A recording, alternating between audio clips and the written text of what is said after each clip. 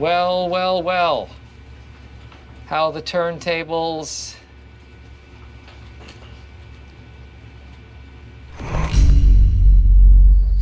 What's up guys, Sal here. So with the iPhone 15 lineup, Apple will finally switch to USB-C charging standard from Lightning port after European Union passed a law and made it mandatory for all OEMs to use USB-C charging standard on their phones, including Apple. This was a huge win for us consumers, but not for Apple because Apple makes billions of dollars every year by licensing their Lightning port technology to other companies. Switching to USB-C would mean they'll lose all of that easy money. So what Apple did was they found a workaround.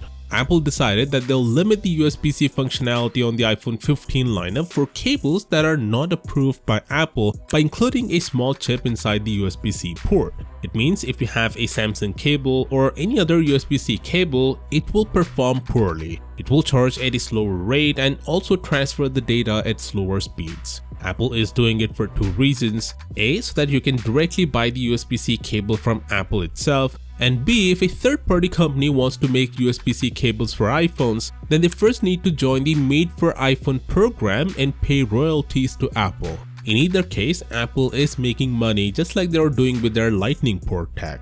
This would contradict the entire reason for requiring USB-C as a universal connection, and we're all hoping that the EU would step in and stop this nonsense before it officially happens in September, and that's exactly what is happening. The European Commissioner has sent a letter to Apple warning them that any attempt to limit the functionality of USB-C cables in iPhones would be prohibited under the EU's upcoming law and would prevent these phones from being sold in the EU. The report also notes that the EU Commission reminded Apple in March that devices that do not meet the requirements for the single charger will not be approved on the EU market. Honestly, I'm deeply grateful to the European Union for their efforts to protect us from the chaos of proprietary cables. I wish more companies had similar consumer protection laws to not let companies like Apple to take advantage of their user base. I'm glad there is a responsible adult in the room to make sure Apple is held accountable. Now the problem is the EU legislation that will require this doesn't go into effect until December 28, 2024. So Apple technically can still put a chip on the USB-C and limit its functionality on the iPhone 15 lineup.